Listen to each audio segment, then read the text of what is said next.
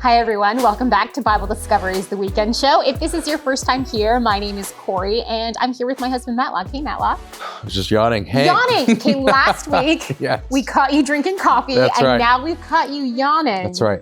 Maybe you need more coffee. Yeah. Well, I missed my opportunity between takes. So, That's but on you. yes. Yeah. There'll be a new bit every time now. There's got to be something. There's got to be something new. Yeah. I'm going to quickly run out of things to do. You might have to, yeah. I don't know. We'll figure that out. Okay. Well, if you are new here, we are reading through the entire Bible this year. We have a daily program as well that I'm on with my parents and my brother. And you can find that at BibleDiscoveryTV.com. Also, if you're watching on YouTube, Bible Discovery TV on YouTube. Okay, today we are looking at this week's reading from Genesis 47 to Exodus 17. So Monday to Sunday, that's what we read. Oh, plus on Sundays, we also read Psalm 10 to 13.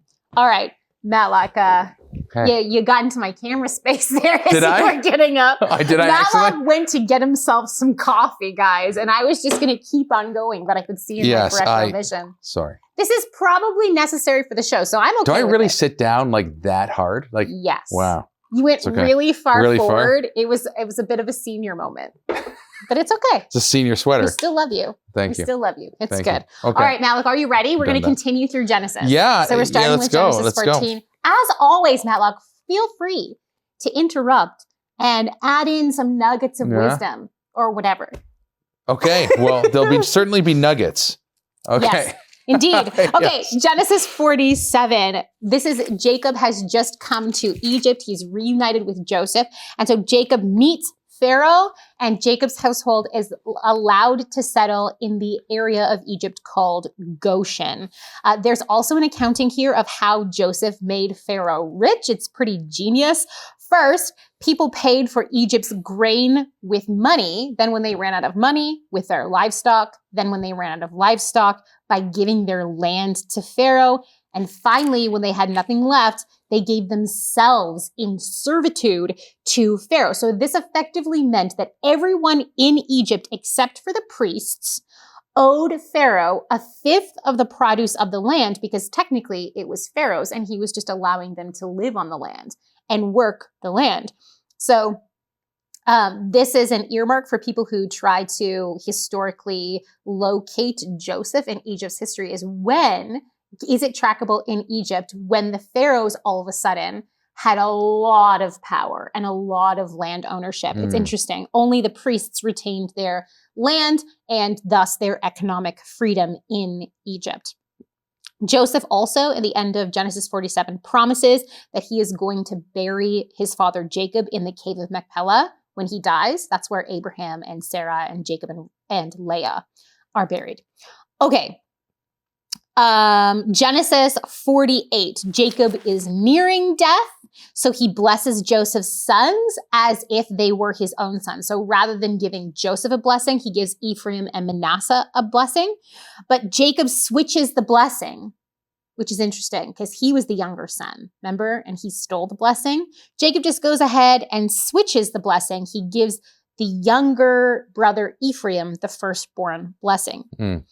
Genesis 49, Jacob gives blessings / prophecies to his other sons, and then he dies. In Genesis 50, we've got Jacob being mummified, which is interesting because if the cave of Machpelah has been left alone over these thousands of years, which I know is a big if, but if it has been, technically there's a mummy down there. Yeah. I'd like to see that. That'd be very It's probably cool. never going to happen, but I would like to see it. Okay. Is that it? What? Is that it for Genesis? Yes. Yes. Okay. Well, so what's interesting is some people have always talked about when he wrestles. People, you often see images of Jacob wrestling an angel. Yes. Right? But specifically it says man. He wrestled a man, right? Mm-hmm. And then, but this is the angel of the Lord. This is pre-incarnate Christ. And then we know this because after he wrestles him, Jacob in here, these last few chapters, says that the angel who redeemed him from all evil. Now, we know that angels can't redeem people from all evil. Only God can. So this is really important. We know that Jacob wrestled God. And he in the clearly form of man. believed because he renamed the place Peniel. Yes. Meaning I've seen the face of God. And lived. Right. And so again, that prevalent idea that if you see God, you'll die. Right. And so throughout all of scriptures, you'll see this angel of the Lord appear. And it's not just, again, the word, people hear the word angel, they think species. They think, oh, a species, a creature. Because that's how we use it today. Even the New Testament, like God and his yes. angels. And in the New Testament, we use that too, right? Yeah. There's that parallel. You see the angels, like God and his angels, and what angel did he say, you are my son in whom I'm well pleased, and all this stuff. This is Hebrews. So the word angels can mean that, but we have to remember that it's like, but what it really means at bottom is messenger. Right. It's a role. It's functional. It's a functional role. That's what it means. So it's like it can have multiple uses. So a human can be a messenger. Right. Angel doesn't mean animal. Right. It doesn't. It's not like it's a spiritual animal, spiritual creature. Mean spiritual creature. Exactly. This is really important. So it's not a kind of species. It's a role. It's a function. And because often the term like sons of God is used for a spiritual creature. Yes. So even in Exodus, when at the burning bush, what people often don't realize is yes, it's God. He's speaking to God in the burning bush. It says the angel of the Lord was in the burning bush. Right. So if that's the case, and then he's speaking to God, he's on holy ground. So it's like, it really makes you think about, okay, so this whole Father, Son, Holy Spirit dynamic, it's all over the Old Testament. It's all over the Old Testament. And so anyway, so it's just another thing to keep in mind there. So people, I know it's depicted as an angel with wings in many drawings, but this is only in the West, really. In the East, they saw this as Christ, pre-incarnate. But in the West, it became more so about an angel with big wings, different things, but more literalistic taking on it, I guess you could say. Anyways, but yeah. But yeah, we know the angel of the Lord in the Old Testament, for example, accepts worship. We're going to see that in Joshua. Yes. But other angels that are sent, other messengers from God who are just spiritual beings saying, no, stop worshiping me. I'm not God. Revelation 19. Yeah. Revelation 21. Yeah, absolutely. Exactly. Yeah. So you only worship God, and only God can redeem from all evil. So there's a physical manifestation of God's presence that's referred to as a messenger, messenger of God. The angel, the messenger of God, exactly, which is the word. It's like this is this idea that's happening there. Right. And so, yeah, exactly. So, and then later on, they're called, in the New Testament, they're called the angels because they're referring to the heavenly hosts. It's, these are, again, language is a funny thing. So there's terms that have multiple meanings depending on the context. Exactly. Yes. So it's important that we, if we're looking at this like taxonomy club or or whatever, zoology, we're going to really miss the boat, right? It's just right. Anyways. Fair enough. Yeah. Fair enough. Okay. Let's begin Exodus. So Exodus chapter 1, a Pharaoh came to power who did not care about the history of the Israelites with the throne. So this is likely referring to a new dynasty in Egypt, a new family taking the throne. And the problem that this Pharaoh has seems to be a mathematical one. There's a lot of Israelites, and so their loyalty to this new Pharaoh, to this new dynasty, is in question. So this Pharaoh tries 3 ways to solve this mathematical problem. Forced labor. So he enslaves them, gets slaves masters, makes them do brick and mortar and field and farm work.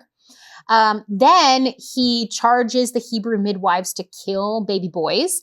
That doesn't work. So then he gets Egyptians themselves to kill Hebrew male babies by throwing them into the River Nile. Very brutal, awful chapter.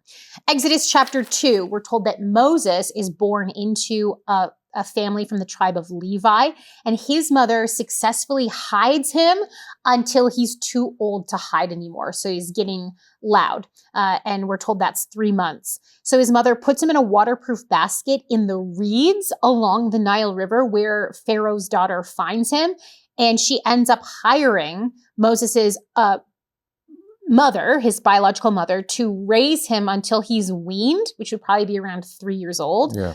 And Pharaoh's daughter names him Moses, which makes me wonder what Moses's biological mother named him. We're never told what his Hebrew name was. We're only ever told his Egyptian name. Well, interestingly, with there too, there's a parallel. Like the early Israelites would have saw a parallel with Moses' survival with the ark, Noah's ark. Yes. right? Because the way even it was made with pitch and everything like that, he came in, went down the river, and then he was drawn out of the river. It's the same thing with Noah and his family. So there would have been that narratival parallel would have been seen as God's doing something special in this person's life. A miracle. But it's specifically a miracle that connects his life to Noah, a famous patriarch. So it would have been like, no, there's something special about this person that God's going to use because of this narratival parallel. And so they, and so that's important, I think, because it built on itself. And so that's what I'm saying. Like, even though these things are written down in scripture for us, them happening, like you watching this happen in real life, you would have been like, whoa, like that's from that. That's the stories that we've been hearing our whole lives. We've heard about this. And so there would have been an immediate connection point through that. And so, and in this weird way, history has a way of repeating itself, but not like a circle. People call it full circle, like in story, but it's more like a spiral. It's like, okay, it gets to the same point of where it was before, but it's this whole new ring. And the reason behind that is because God is sovereign and he's writing. Yes. He's writing the history of humanity because he wants to redeem humanity. And he wants to. Yes. But and specifically too, he's trying to show that Moses will be someone like Noah who's going to deliver them through the ark, through the waters, right? And he does that again with Joshua. Joshua then parallels Moses. And you see this pattern consistently. So God creates a pattern and then he duplicates that pattern, quote unquote, duplicates, right? In later covenants and different people to show that he's consistently behind this process. And and the pinnacle is Christ. Well, yes. We see the gospel authors relating Jesus directly back to Moses for that purpose, showing him as this as the fulfillment of those types, which is very cool. Very cool. Okay, still in Exodus 2, we jump forward in time to when Moses is an adult, and we're told that he goes to see the plight of his people, the Hebrews, and he ends up killing an Egyptian taskmaster who's being very harsh on Hebrew. He finds out that the Hebrews know what he did. Then the Pharaoh learns what he did, and he tries to kill Moses. And so Moses runs to Midian. In Midian, he ends up protecting the shepherd daughters of Reuel/Jethro. He's called two things here. The daughters describe Moses as an Egyptian, which I find really interesting because this means that Moses' appearance and language was Egyptian. And this is interesting because maybe this is why he wasn't accepted by the Hebrews right away. We see him kind of rejected by the Hebrews when he comes back, but also after he killed that Egyptian, we see the Hebrews mocking him. So he's this nothing. To the Egyptians, he's a Hebrew, but to the Hebrews, he's an Egyptian. Right. And so, okay, so question for you, throwing this at you. Cities of refuge, with Moses leaving Egypt to go to Midian. Do you think there's any relationship there with the later cities of refuge between Moses fleeing for murder, for killing? I think potentially there is, at least when as it reflects the concept of ancient justice. Right. Because there is potentially a really weird connection. I'm going out on a limb. Yeah. This is not the Bible now. This is me going out on a limb. Connecting dots that may or may not be meant to be connected. Okay? Right. That's my life. But there's this theory about the bridegroom of blood. Do you know when Moses comes back to Egypt and God has told Moses to come back to Egypt, but then on his way to Egypt, God tries to kill Moses? Yes.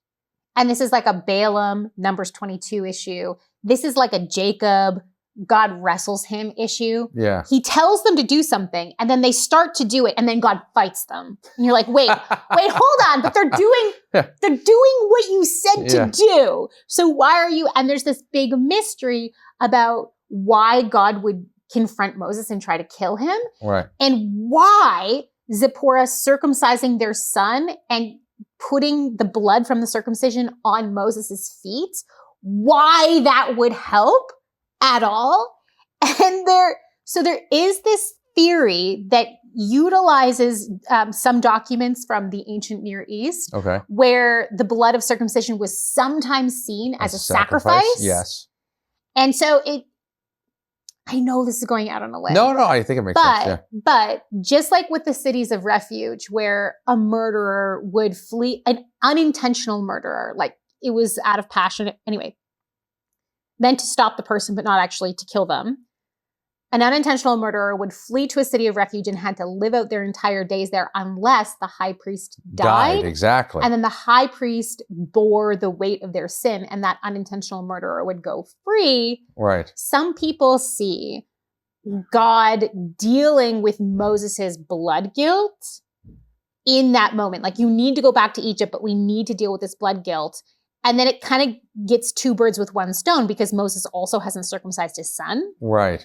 So there's a circumcision that makes him right with the Abrahamic covenant, but then also there's this recognition of, I am a sinful man and I am in need of forgiveness from God. But also Pharaoh is a new Pharaoh, is a new Pharaoh. Yeah. So when that Pharaoh dies, then all of a sudden Moses is called. I don't know. It's a tenuous connection.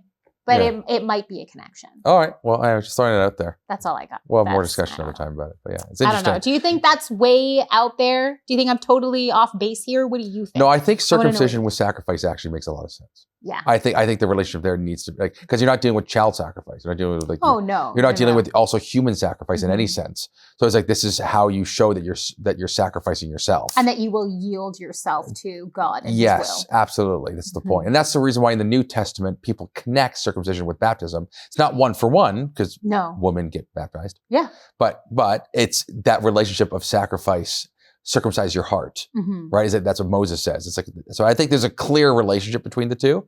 But one obviously doesn't mean taking one's life. It means you're devoting your life. It's a different form of sacrifice. Right. Anyways. Okay. Yes. Okay. Yes. Exodus 3. God calls to Moses in Midian still from a burning bush. In the conversation in brief goes like this. God, I'm sending you to Pharaoh. Moses, who am I to go? And God says, I'll go with you. And when it happens, you're going to come back here and worship on this very mountain. So we find out that this is Mount Horeb, Mount Sinai, the mountain of God. Moses says, what's your name? God says, I am who I am, or I am that I am. And he says, gather the elders of Israel and give them this message. Then go to the king, Pharaoh, and after signs and wonders, he will let you go. In Exodus 4, this conversation continues. Yeah. It's a back and forth. God provides miracles or signs for Moses to perform. God gets mad at Moses, because even after all that, Moses is like, you need to send somebody else.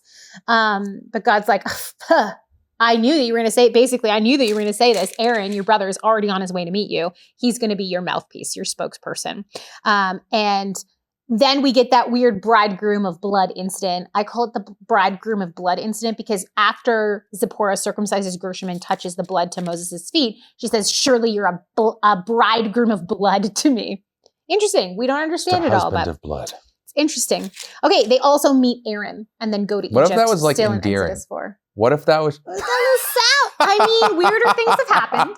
It doesn't sound very endearing. Yeah, it's Valentine's Day in ancient Egypt. Ancient Midian. Oh my goodness. Anyway, sorry. Go ahead. Okay, Exodus 5. Moses' first request to Pharaoh to let the people go sacrifice to God, a 3-day journey in the wilderness. Pharaoh's mad about it. He takes away the provision of straw for the brick makers, but he keeps the quota the same. Exodus 6, Moses goes to God with the people's complaints, and God promises to save them from their slavery. And then we get this genealogy of Aaron and Moses that establishes Aaron's connection to Moses and his right to be Moses' spokesperson, which is really interesting. Mm-hmm.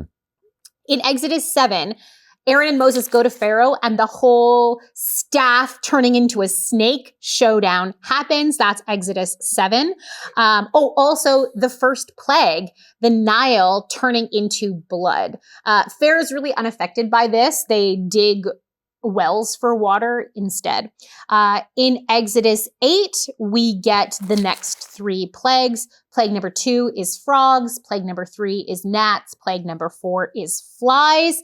Exodus 9, we've got the plague on the livestock, but Israel's livestock is fine. We also get the plague of boils, the plague of hail. God also gives a warning to Pharaoh and the Egyptians before the plague of hail. He says, bring in all of your remaining animals and people, or they're going to die from this hail. And we're told that those who feared the Lord in Egypt, so there were Egyptians and other people groups in Egypt who feared him, they did that. And so their people and animals were saved. Pharaoh then asks for it to stop. Okay, Exodus 10, we've got the plague of locusts, and we've got the plague of darkness. There's darkness that you could feel, whatever that means, for 3 days, except for in Goshen. Pharaoh is like, okay, fine, just go, but leave all your animals in Egypt. This would mean that they would have to come back to Egypt. And when Moses says no, Pharaoh banishes Aaron and Moses from his presence on pain of death. And that brings us to Exodus 11, because before Moses and Aaron leave the presence of Pharaoh, they tell him that all of the firstborn sons in Egypt are going to die.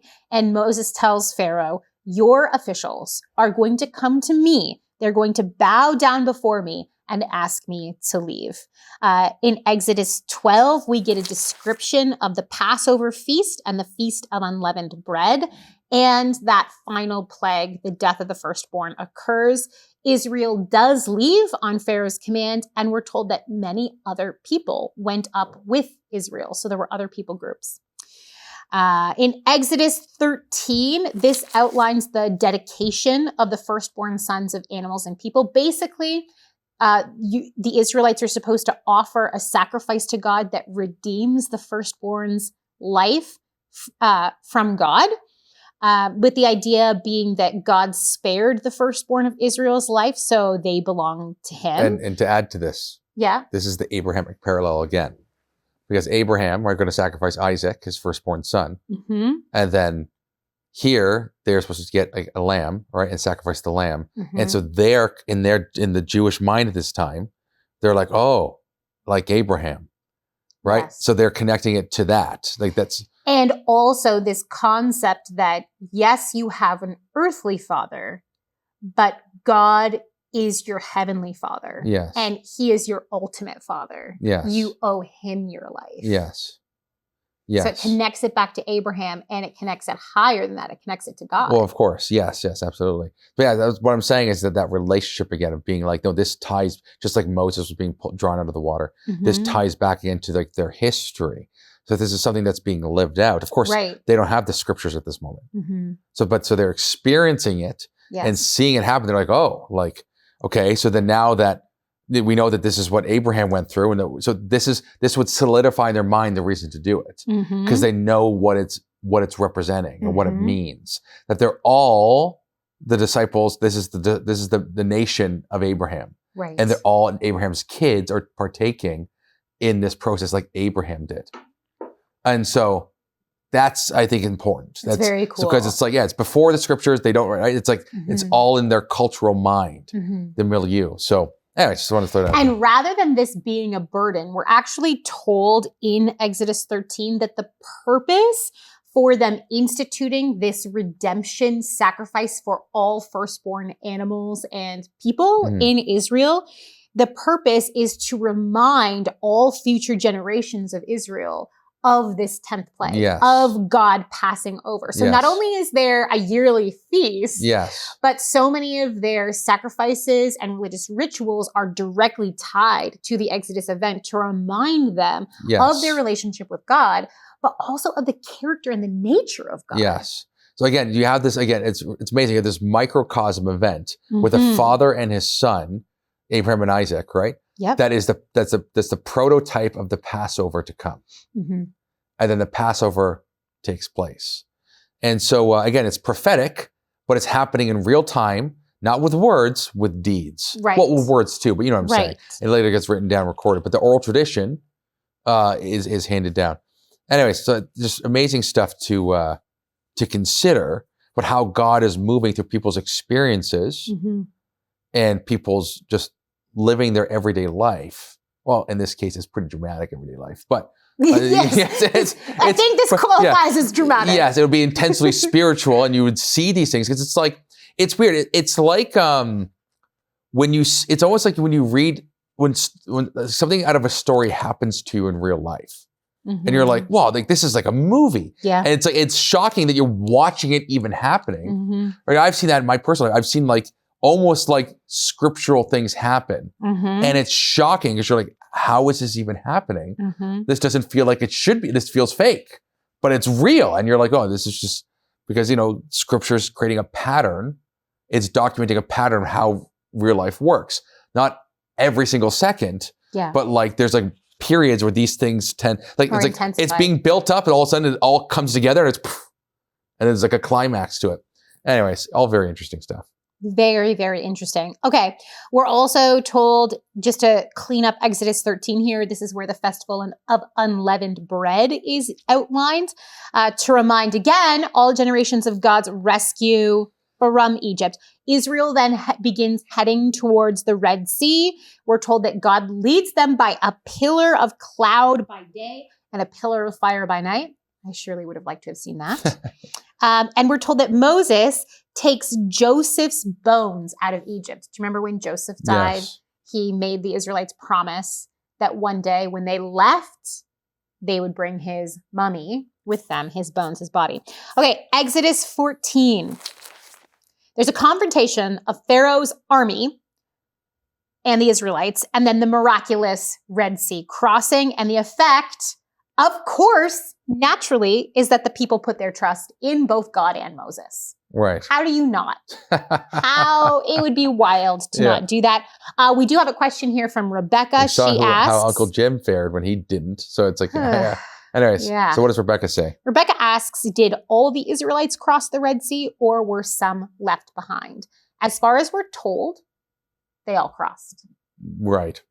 And plus, Israel plus. It would say, you know, unless there might have been like one or two families, it's not documented, of course. Like you always have those. Yep. But it would say, if there was a large portion that didn't, they would have died too. It would have, I think the scriptures wouldn't. They often do that where they're like, where the rebellious people are often documented as well. So, but it doesn't do that. Everyone so it seems who like wanted to follow Moses crossed the Red Sea. Yes, and it seems like it was the vast majority of Israel. Yes, because other people groups also crossed the Red Sea with Israel. They went with the Israelites into the wilderness. But could there have been some Israelite families that became Egyptian? Yes. Like could they have married in with native Egyptians and stayed there? Absolutely. Could they have become personal household servants and not left? Yeah, it's a possibility. We just don't know. Right? I would say. We don't know, but it seems like the text suggests that it's like the very vast majority, like of Israel. Like I'm confident whenever you see this, Israel, it has no problems talking about when Israel's doing a terrible thing. Zero problems. So if there was any large sum of people that didn't follow, I feel like it would document. Or if some of them tarried in theRed Sea and got drowned with Pharaoh's army, it would have told us. I really think so. Because the authors would have used that. God would have used that. For those who did not persevere. Yes. I just think so. Because we're told about Lot's wife, we're told about Core's rebellion, we're told about all these people who died. So in this miraculous event, it's like actually all of Israel is saved in this event. It's like, it's actually quite an amazing thing. It is. And of course, there's generally speaking, there could have been like one or two, but it's not documented. Thanks for the question, Rebecca. It's good to see other people's perspectives and see where you're coming from. That was awesome. Okay, Exodus 15, we have the song of Moses and his sister Miriam. What a thing for Miriam to witness all of this from the baby in the basket. Yeah. Really cool. Miriam's also called a prophet here, which is really interesting. We're also told the bitter waters of Mara are healed with a tree. Very interesting. It's a miracle. And God uses the opportunity to tell Israel that if they will listen to him, he will heal them. Right. Well, I think it's really interesting too that, again, people always come against the nuclear family, I find. Even there's some Christians who do. It's not about the nuclear family. And but I think throughout the Old Testament, it constantly documents the nuclear family being crucial to the restoration or deliverance of Israel. So take Noah, the nuclear family, very, very small, saves the planet. Okay, and then you take now we have Abraham, and then you take Moses, his nuclear family, his brother Aaron and his sister Miriam. It's like, okay, the nuclear family is really important here in terms of leadership roles within the congregation. So what do you mean by people come against the nuclear family, even some Christians? Do you mean the structure of the nuclear family as a whole, or do you mean families in ministry? Well, I'm saying, whether it's families in ministry or that it's not about the nuclear family, it's all about like the village mindset. Look, of course it's a village and those different things. I'm simply saying that people undermine the value of the nuclear family. You'll see this often in different church, denominations where they talk about how the nuclear family is important in the New Testament. It's really because it's about their cousins and those different things. The nuclear family is just father, mother, kids. That's the nuclear family. Just that, not the cousins, the immediate sense. Now, what I'm trying to say is that it's actually, the nuclear family is vitally important, that it is like a principal basis from which the extension comes. Some people try to mark it off like the nuclear family is not that important. It's about the whole. And it's like, no, it's actually both and. It's actually both the nuclear. I was going to say it's both and because Christianity, the nuclear family within Christianity is God. And then we are his children. Well, of course. Yeah, we're adopted. But that's what I'm saying here. So it's like, so when people come against this concept of the nuclear family is what I'm saying. Like, it's not that important, right? It's about like cousin. Like, no, it is really important. Like, the nuclear family is important. You see this throughout all, and even when David goes against the nuclear family, the structure of the nuclear family, you see what happens. So what I'm saying is like the nuclear family that's being positioned here is important.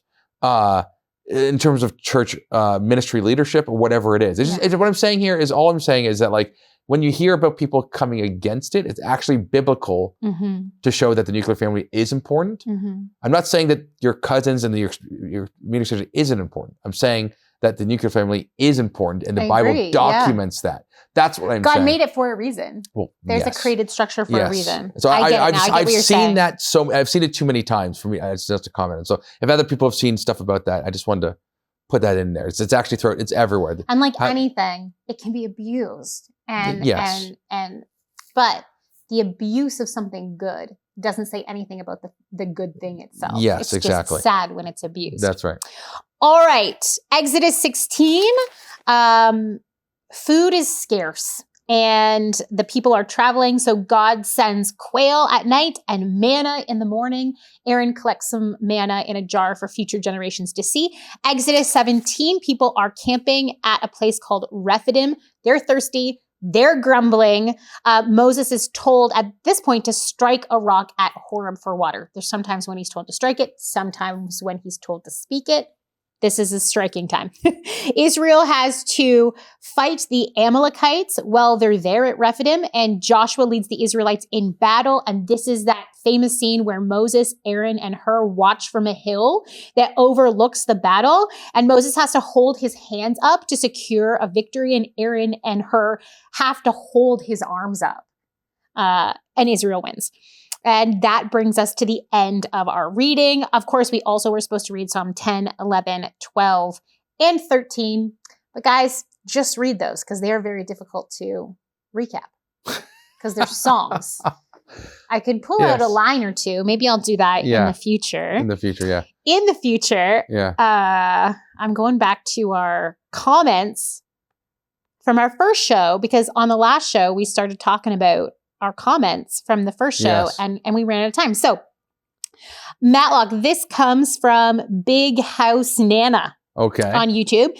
And they say, so if God created Adam and Eve only, where did Cain's wife come from? A sister? If so, does that not go against what God says? Thanks ahead of time. Love you for what you do. Thanks, Big House Nana. Yeah. What do you think? Okay. Well, the law wasn't back then. But I know what he's saying because, God creates a law and all these different things. Yeah. The point was that a lot of people talk about this because we really don't know how it really worked. But God created human beings pure, and then that purity and our genetically pure everything. Yeah. And over time, things just got worse and worse, kind of worse and worse and worse. And then, so therefore, it came to a point where that could not be the case anymore. Mm-hmm. Because it's there's just genetic abnormalities, whatever it is. And anyways. Yeah, big issues come anomalies, in later down the road when you have mistakes in DNA codes. Yeah, it's a problem. That would be one thing. But you're saying the idea is that physically, when Adam and Eve were created perfect, they were also created perfect physically. So their DNA didn't have any corruptions in it yet. So it was okay for them to marry close relatives. That's one of the arguments that's being used. Mhm. And this is fine because when you boil down to the other one, if you have the other option where God's made multiple people, you get into these racial fractions that happen. And not that it matters after Noah, but essentially it's kind of like what happens is that people always try to make it, you have these different races that are made. These people, why are these people condemned if only Adam and Eve fell? You get the plethora of all these other questions that come up. They're actually much more damaging. Right. Not damaging, but just more difficult to answer. Why would all of human race fall if just Adam and Eve were the ones who made the mistake? Again, you're right. So that's what would be that. So there's a whole bunch more questions that come with the other side of things that can't be answered that I think are actually more problematic. But I would say it's a sister somehow. It's Adam and Eve had a kid, but it's just even it Abraham wasn't seen as a problem at the time. Like Abraham married his half sister Sarah. Yes. But then later on in the time of Moses, then it became illegal too. A legal issue. Yes. Yes, in the Mosaic law. So yes, it is what it is. And we see Noah's grandchildren would have had to marry their cousins because there was no one else around.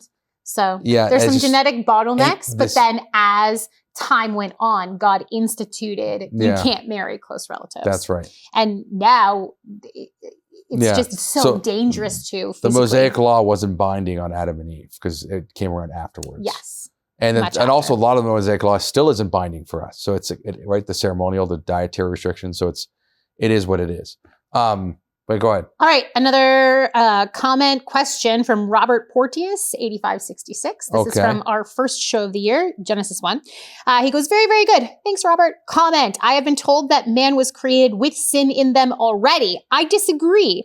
Or when we did sin, were our eyes just open to it and it was activated? I don't like this option either. We're made in God's image. No sin before the fall in us. This is what I believe. If possible, can you guys comment? Thank you for not adding or taking away from scripture. I pray that you guys continue to be blessed. Thanks, Robert. Yeah, I've never heard of this. I Me never neither, heard of anyone actually. saying the whole point is that the world was created sinless. Because if God created sin, then God's the author of sin. Right. And then the whole kit and caboodle's gone. All right, the whole, might as well not read this book because the guy who made this book, right, also created all the problems. The whole point is that we voluntarily sinned and sin came out from the fall. Yeah. So we fell into sin and death. We got enslaved to it. And we sinned in ignorance is the principle. So the reason why we're redeemed, Satan isn't, is because we fell into sin in ignorance, whereas Satan did so voluntarily. Right. And this is how that operates with free will. Of course, this is a mystery. No one knows. There is no religion or philosophy that can tell you how free will works. So it's there's no way to really understand it. It's a great mystery in just reality. It's just the way it is. I think that what helps explain it is that Christianity teaches you that there's a body and a spirit, right, and a soul between those two. And so with that in mind, then if you have a spiritual world and physical world, if those two became separated, this could kind of explain why, with the spiritual world, you have free will, but without it, you don't. And so, anyways, I agree with you, Matlock, and I agree with you, Robert. I think those theories are weird. I think it makes more sense to keep it nice and clean. And we were made human beings, face value. We were made without sin, and then we sinned. I think he's talking about the dormant stuff because it's the potential was there to sin. Well, that's just free will. But that, exactly. So we can talk all day about... It's a real choice. And there's no reason to make something dogmatic about it. It's just, that is a philosophical discussion that should just stay philosophical. That's all it is. It's speculation at best. So yeah. But free will in and of itself is not sin. So it's not latent sin just because you No, that's right. It's not actual. Yeah. Right? So I think that's what Robert is trying to say. Yes, it's not actual. And potentiality is actual. Right. Go ahead. Okay. One last question back from our first show of the year from Genesis 1. This is from Vernita Spencer. And they say, could the snake have been deceived by Satan? And before the snake walked and then he was cursed by God? Let me know. Okay. Could the snake have been deceived by Satan? So could the snake have been a deceived, willing participant to Satan. And this is the discussion. Okay, the mouthpiece for Satan, because we talked a lot about this on our first show. Yes. Okay. Well, that would require the snake to have the faculties of reason like humanity does, to be deceived in the same way. So it's like, I don't know if we can look at it, the word deception. Like you could say, yeah, he got deceived in some sort of snake-minded way. In sort of lower way? In a lower way. Sure, you can get to some that. sort of animal consent. Right. I don't think there's any indication. For instance, okay, the legs thing. People always bring it to the legs. Okay, this is a modern idea. No one was debating what the snake, like this idea of the legs. Sure. Wasn't an issue. Because why didn't the snake have wings? Why does it have to be legs? Well, it just says that it's legs. No, it doesn't say legs. The Genesis 3 says nothing about legs. It says, on your belly you shall go. That's all it says. Right. So why not have wings? You will, because it says you're not going to walk around like the beasts of the field. It doesn't say now you're not going to fly around. It doesn't say walk. It doesn't say walk. Right. I'm fact-checking Mal in real time. No, it's okay. Yeah, but it doesn't mention legs. But here's my point. Yeah, right. That's fair. It doesn't mention legs. It can be wings. It can be legs. Okay. The point is, right? The point here to be said is that, yeah, okay, sure, Satan deceives the snake. Yeah, it mentions livestock. I think that's why it's giving you the image. There's tons of livestock. I agree with you, but livestock has legs, so livestock isn't birds. Yes. Cursed are you above. It does say wild animals though, and wild animals have wings. Cursed are you above all livestock and above all wild animals. You will crawl on your belly. Livestock. You will crawl on your belly. Yes. Yeah. So that's the point. You're on your belly. So it's like, okay, so you were.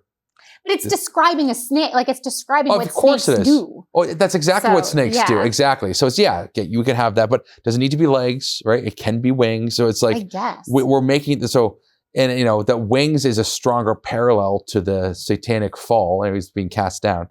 But what I'm saying is, that's possible. It's possible. Yeah. I don't have an issue with this. Okay. I don't think, again, but I think that's language.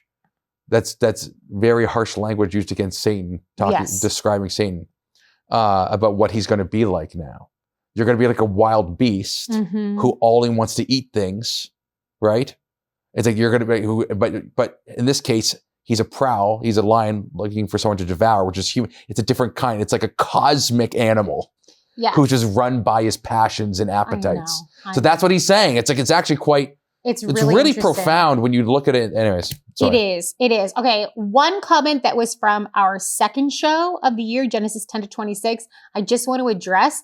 It is fixed now, but I just want to address it because we're still getting comments and emails and phone calls in. This is from Jolly Jester. He says, a heads up, in British Columbia, Vision TV, Faith TV, and Joy TV have all been showing Bible Discovery repeats since maybe the second week of December. And then he goes on and talks about it.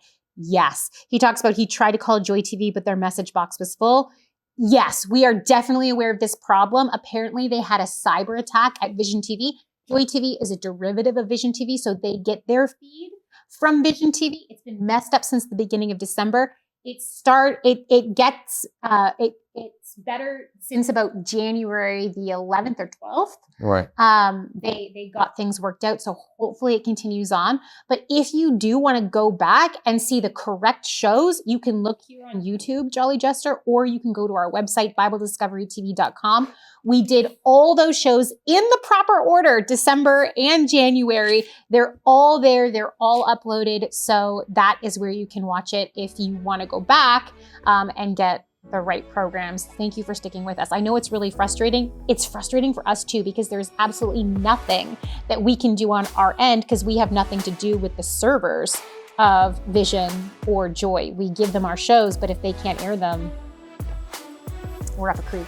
That's right. But online, all the shows are there and they are archived for you to watch whenever you want. Okay, that's it for this show. I will see you next week. Please put down in the comment section questions or comments for future episodes. And until next week, happy reading and studying.